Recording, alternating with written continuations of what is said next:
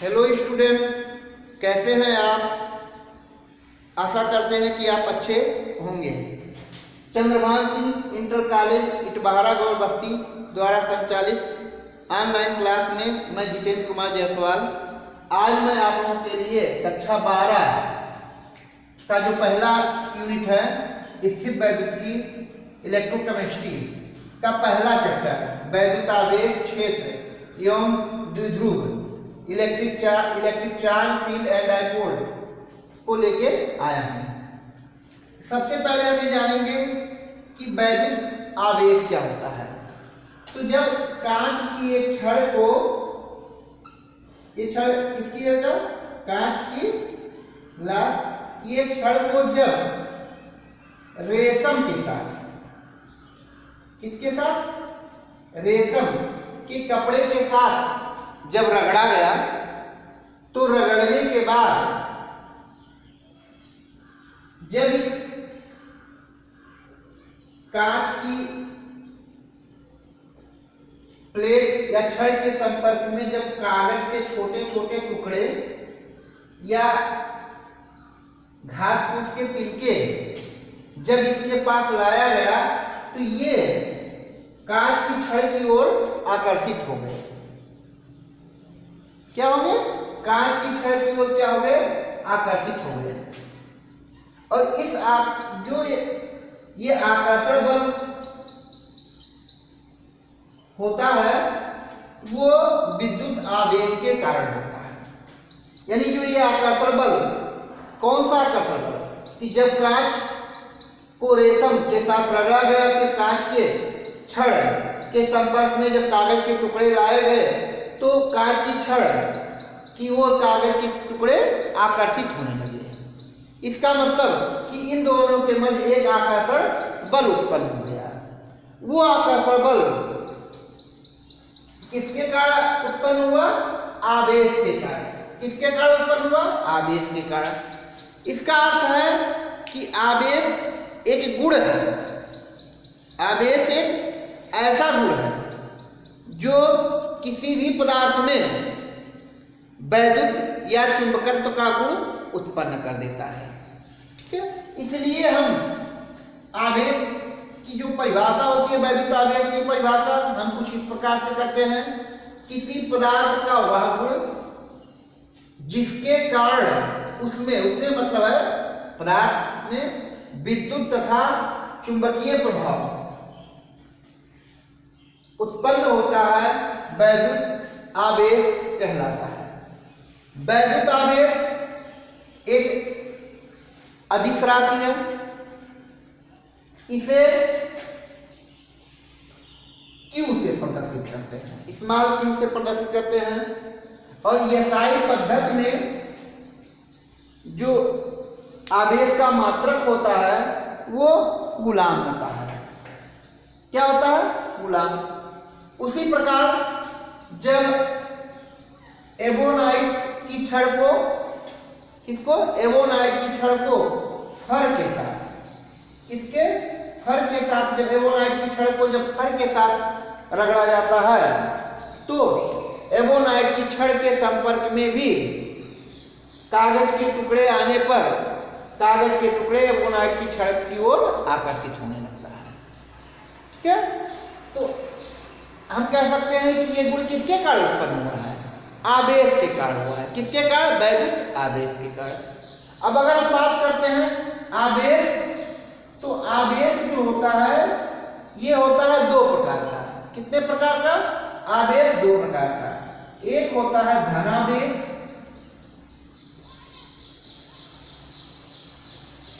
और दूसरा जो होता है वो ऋणावेश। धनावेश से मतलब है कि किसी वस्तु पर इलेक्ट्रॉन की कमी, इलेक्ट्रॉन की कमी। और ऋणावेश का मतलब होता है किसी वस्तु पर इलेक्ट्रॉन की अधिकता। ठीक है, अब अगर हम आवेश के प्रकार के बारे में कहें तो सर्वप्रथम विलियम सर्वप्रथम विलियम गिलवर्ट। सर्वप्रथम विलियम गिलवर्ट ने ये बताया कि जब किन्हीं दो वस्तुओं को आपस में रगड़ा जाता है तो उनके घर्षण से दो प्रकार के आवेश प्राप्त होते हैं। और फिर उसके बाद बेंजामिन फ्रैंकलिन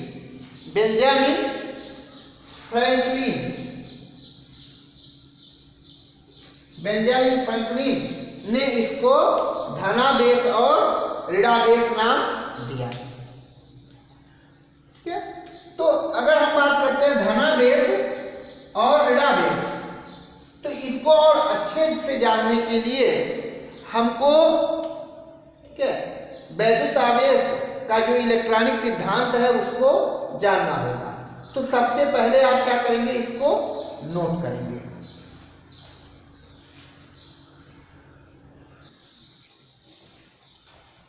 अब हम देखते हैं वैद्युत आवेश का इलेक्ट्रॉनिक सिद्धांत।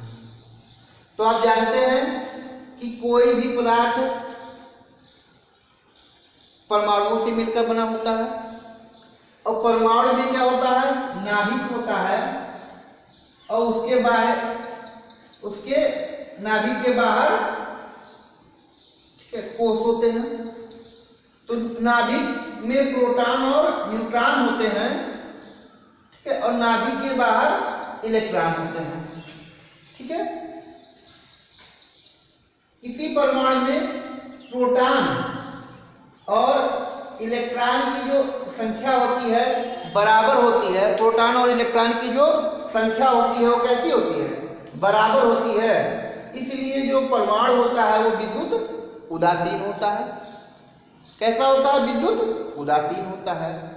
अब ऐसे में ठीक है, जब एक पदार्थ को दूसरे पदार्थ के साथ रगड़ा जाता है तो रगड़ने पर ये जो बाहर कोष के इसके इलेक्ट्रॉन हैं वो दूसरे पदार्थ पर चले जाते हैं, जैसे एक छोटा सा एग्जांपल लेते हैं कि हमारे पास दो पदार्थ हैं। एक हमारे पास ए कोई पदार्थ है या कोई वस्तु है, दूसरा कोई वस्तु क्या है, बी है। एक वस्तु क्या है, ए है, दूसरा वस्तु क्या है, बी है। जब इनको रगड़ा गया, ठीक है, तो रगड़ने के बाद जैसे ऐसे करके रगड़ दिया गया, तो रगड़ने के बाद क्या हो गया कि जब उनको हमने अलग किया तो इसमें ए से मान लिया कुछ इलेक्ट्रॉन बी पे चले गए। ए से कुछ इलेक्ट्रॉन कहाँ चले गए, बी पे चले गए। अब अगर ए से कुछ इलेक्ट्रॉन बी पे चले गए तो ऐसे में ए पे इलेक्ट्रॉन की कमी हो जाएगी और जबकि बी पर इलेक्ट्रॉन की अधिकता हो जाएगी। ठीक है, अब जब इलेक्ट्रॉन की कमी हो गई तो हमने बताया कि परमाणु में इलेक्ट्रॉन और प्रोटॉन बराबर होते हैं, तो ऐसे में इस पर प्रोटॉन की अधिकता हो गई। और प्रोटॉन पे कौन सा चार्ज होता है, धनावेश होता है, और इलेक्ट्रॉन पे कौन सा होता है, ऋणावेश होता है। तो अगर ए पर धनावेश की अधिकता हो गई तो हम कह सकते हैं कि वस्तु ए क्या हो गया, धनावेशित हो गया, और वस्तु बी पर ठीक है इलेक्ट्रॉन की अधिकता हो गई तो हम कह सकते हैं कि वस्तु बी जो है ऋणावेशित हो गया। ऐसे अभी हमने एग्जाम्पल लिया था कि कांच की छड़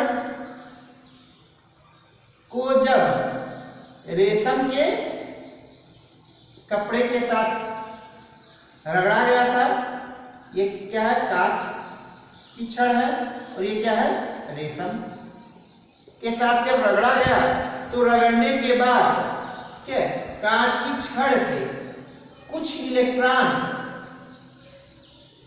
कहाँ, रेशम के कपड़े पर चले गए। कहाँ चले गए, रेशम के कपड़े पर चले गए। तो रेशम के कपड़े पर जब चले गए तो इसका मतलब ये हुआ कि नहीं, सॉरी, ये इसमें कांच की छड़ पे, सॉरी ये थोड़ा सा गड़बड़ हो गया, रेशम के कपड़े से कुछ इलेक्ट्रॉन कांच की छड़ पे चले गए। ठीक है, तो ऐसे में नहीं, ये देखिए थोड़ा सा हल्का सा कंफ्यूजन हो गया। जब कांच की छड़ को रेशम के साथ रगड़ा गया तो कांच की छड़ से कुछ इलेक्ट्रॉन रेशम पर चले गए। ऐसे में जो हमारी कांच की छड़ हुई, ये कैसा हो गया? धना बेसित हो गया। क्या हो गया? धना बेसित। और चूंकि यहां से इलेक्ट्रॉन कहां चले गए? रेशम के कपड़े पर चले गए। कहां चले गए? रेशम के कपड़े पर चले गए। तो जब रेशम के कपड़े पे चले गए तो रेशम का जो कपड़ा हुआ वो कैसा हो गया? इलेक्ट्रॉन की अधिकता हो गई। तो ये जो हो गया आपका ऋणा बेसित हो गया। ठीक है, तो इसको एक बार फिर से समझ लीजिए कि परमाणु जो होता है वो दो भागों से मिलकर बना होता है। एक नाभिक होता है जिसमें प्रोटॉन और न्यूट्रॉन होता है, दूसरा बाह्य कोश होता है जिसमें इलेक्ट्रॉन होते हैं। ठीक है, प्रोटॉन पर नाभिक में जो उपस्थित प्रोटॉन होता है उस पर धन चार्ज होता है, प्लस चार्ज होता है, और न्यूट्रॉन क्या होता है? न्यूट्रल होता है। और इसके बाह्य कोश में जो इलेक्ट्रॉन होते हैं उस पर ऋण चार्ज होता है, माइनस चार्ज। किसी भी परमाणु में प्रोटॉन और इलेक्ट्रॉन की संख्या क्या होती है? बराबर होती है। इसीलिए परमाणु क्या होता है? उदासीन होता है। ठीक है ना? तो इसको आप नोट करेंगे।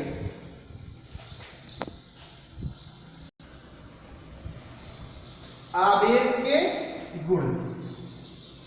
अब आवेश के कौन कौन से गुण प्रमुख हैं?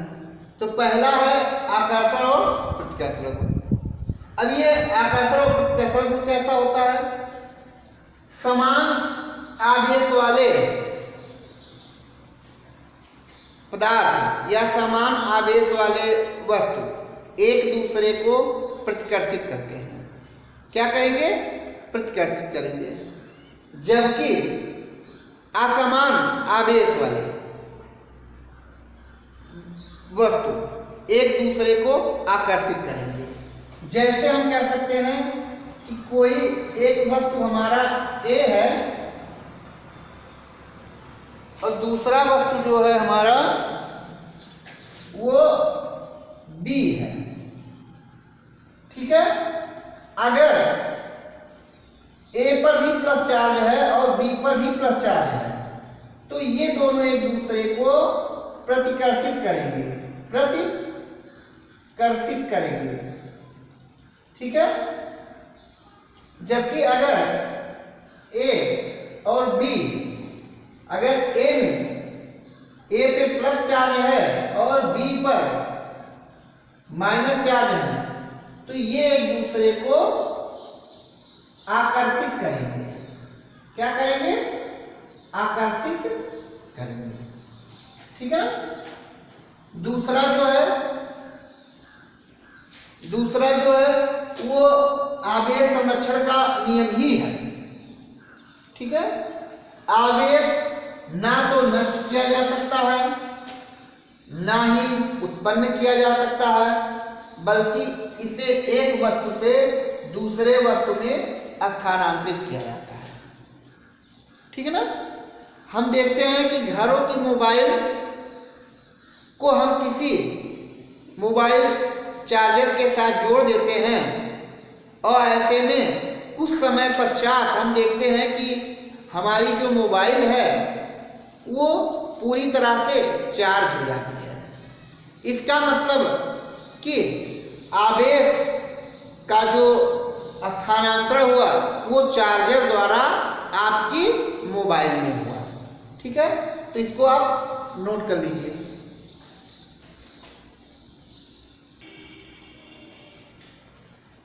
आवेश का तीसरा गुण है कि प्रकृति में आवेश सदैव एक निश्चित मान के आवेश का पूर्ण गुणज होता है। इस न्यूनतम आवेश को मूल आवेश कहते हैं, ठीक है। और एक सूत्र है ये Q बराबर NE, ये आपका इंपॉर्टेंट है, ठीक है। और जहां हमारा क्या है, N बराबर 1 2 3 4 5। E क्या है, E पे जो चार्ज होता है, E का मान जो होता है 1.6 × 10⁻19 कूलम, ठीक है। अगर E जो हमारा आवेश है वो इलेक्ट्रॉन होता है तो यहाँ माइनस चार्ज लग जाएगा, मान वही रहेगा। और अगर ये जो हमारा E आवेश जो है वो प्रोटॉन है तो यहाँ प्लस चार्ज, बाकी परिमाण वही रहेगा। अब अगर इसको समझ लीजिए,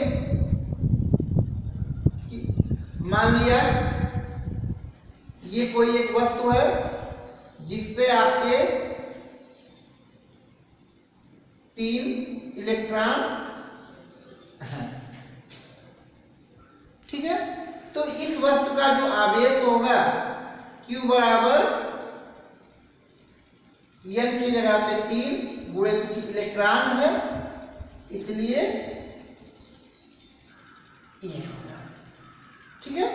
अब ऐसे में 3 गुणे 10, अब यहाँ E का मान रख देते हैं, ठीक है। क्या हो जाएगा, -1.6 × 10⁻−19 कूलम, ठीक है ना। अब क्या हो गया 3, तो 16 एकम 16 16 32 होती है 48, 4.8 गुणे 10 की घाते -19, ये माइनस चार्ज है, क्या हो गया 1। तो इसे कहते हैं आवेश का क्वांटी, ठीक है। चौथा जो है इस पर आपके, ठीक है, चैप्टर में काफी न्यूमेरिकल इस बेस पे है, तो इसको आप अच्छे से पढ़ेंगे, ठीक है।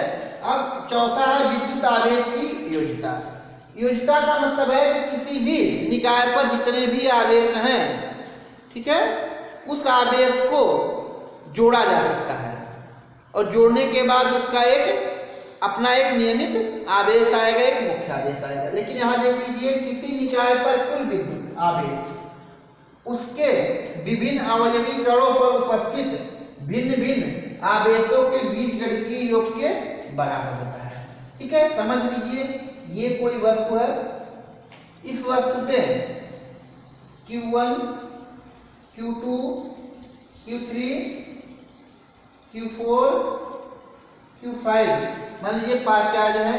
Q1 पर प्लस चार्ज है, Q2 पर माइनस, Q3 पर माइनस, Q4 पर प्लस और Q5 पर माइनस। तो इसका जो मेन आवेश होगा Q, वो क्या होगा, जो मेन आवेश होगा Q, वो सभी आवेश होंगे। कौन कौन से, Q1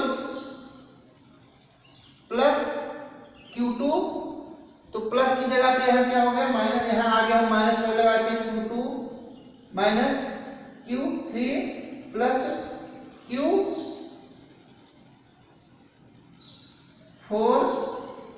माइनस Q5, यानी इसको आसानी से बीजगणितीय विधि द्वारा जोड़ा जा सकता है। तो इसको आप नोट करेंगे।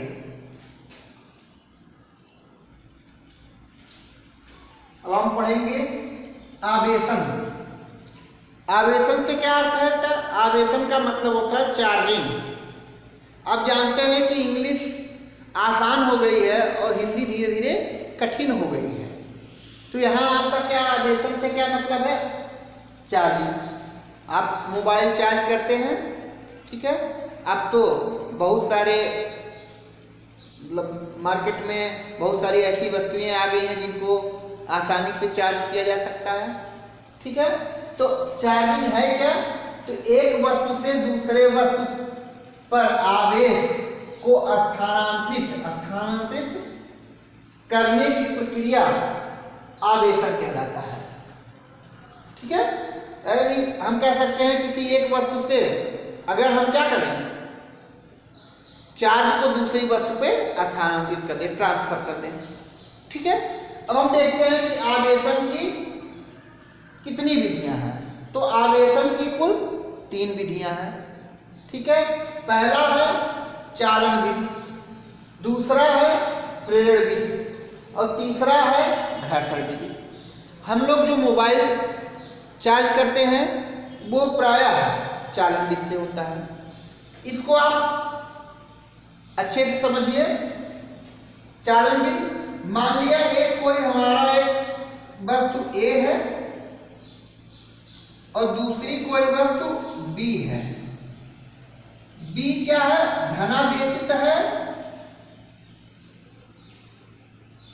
और ये क्या है, उदासीन है। ठीक है, तो अब हम क्या करते हैं, A और B को बाय कांटेक्ट यानी बिल्कुल टच करके रख देते हैं। ऐसे में B का चार्ज A पे चला आता है और हम ये कहें कि जो B वाला चार्ज है वो A और B पर दोनों पर समान रूप से क्या हो गया, वितरित हो गया। ऐसे में अब हम दोनों को अलग कर लेते हैं, दोनों को क्या कर लेते हैं, अलग कर लेते हैं और हम देखते हैं कि अब आपका वस्तु A भी क्या हो गया, धनावेशित हो गया, जो कि पहले क्या था, उदासीन था। ठीक है, तो इसको हम कह सकते हैं चालन विधि, कंडक्शन मेथड या बाय कांटेक्ट मेथड। दूसरा जो है वो है प्रेरण विधि। दूसरा विधि कौन सा है, प्रेरण विधि। मान लिया A कोई उदासीन वस्तु है और B भी कोई उदासीन वस्तु है। ठीक है, ये दोनों क्या हैं, दोनों आपके उदासीन है, न्यूट्रल बॉडी। ऐसे में अब हम क्या करते हैं, A और B को टच करके रख देते हैं। तो आप जानते हैं कि दोनों पर कोई चार्ज नहीं है तो दोनों उदासीन ही रहेंगे। लेकिन यहीं बगल में हम क्या करते हैं, एक कोई प्रबल ऋण आवेशित वस्तु उसके संपर्क में ले आते हैं। तो ऐसे में ये क्या करेगा, ये इन दोनों में उपस्थित प्लस चार्ज को अपनी ओर आकर्षित करने का प्रयास करेगा। ऐसे में बॉडी B का भी सारा का सारा प्लस चार्ज A पे चला आएगा और ऐसे में और A का प्लस चार्ज क्या हो जाएगा, अरे सॉरी माइनस चार्ज इस पे चला जाएगा। यानी कहने का मतलब है कि ये प्रबल जो पदार्थ है, ऋण विद्युत पदार्थ है, उसने क्या किया, A वाले पर उपस्थित प्लस को अपनी ओर आकर्षित किया, जबकि ये माइनस क्या करता है, माइनस माइनस को रिपेल करता है, इसलिए इसका माइनस किस पे चला जाएगा, इस बॉडी से दूर चला जाएगा और ये इस यहां से दूर क्या है, B। ऐसे में इसको हटा लेते हैं और हम देखते हैं कि A पर जो है वो प्लस चार्ज आ गया और B पर क्या हो गया, माइनस चार्ज आ गया। ठीक है, इसको एक बार फिर से और देख लीजिए। A और B दोनों न्यूट्रल बॉडी हैं।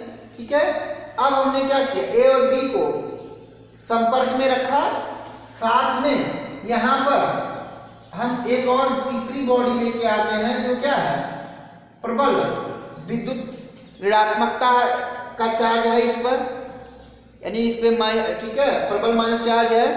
तो ये क्या करता है, ये वस्तु इन दोनों में क्योंकि टच में है, इन दोनों में उपस्थित ठीक है, धन आवेश को अपनी ओर आकर्षित करता है और ऋण आवेश को अपने से दूर भेजता है। तो इसलिए प्लस चार्ज ए पे चला जाएगा और माइनस चार्ज प्रकाशित हुआ वो बी पे चला जाएगा। और ऐसे में हम क्या देखते हैं कि ए और बी हमको दो अलग अलग बॉडी मिले और दोनों कैसे हैं, चार्ज हैं, एक प्लस चार्ज है और एक माइनस चार्ज है। ठीक है, अब आपको बता दें बेटा, इन दोनों यानी इंडक्शन मेथड और कंडक्शन मेथड के लिए आपकी जो बॉडी है ए और बी ये कैसी होनी चाहिए, चालक होनी चाहिए। यानी इन दोनों के लिए बॉडी कैसी होनी, कंडक्टर होनी चाहिए, चालक होनी चाहिए।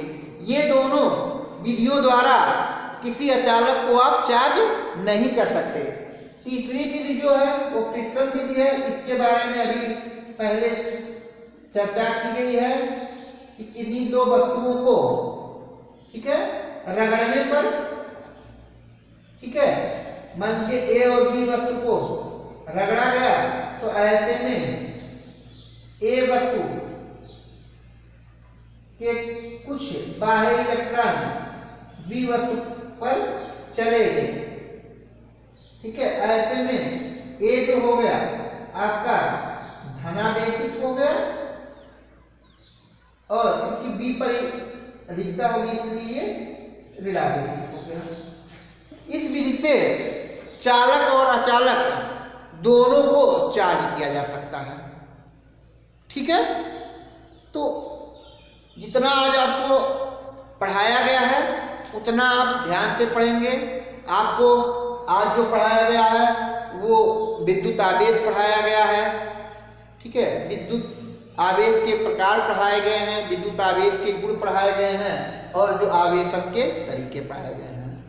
अगले वीडियो में आपके कूलाम्स लॉ और उसके आगे के कुछ महत्वपूर्ण टॉपिकों को आप पढ़ेंगे। तब तक के लिए आप स्वस्थ रहें, व्यस्त रहें, मस्त रहें।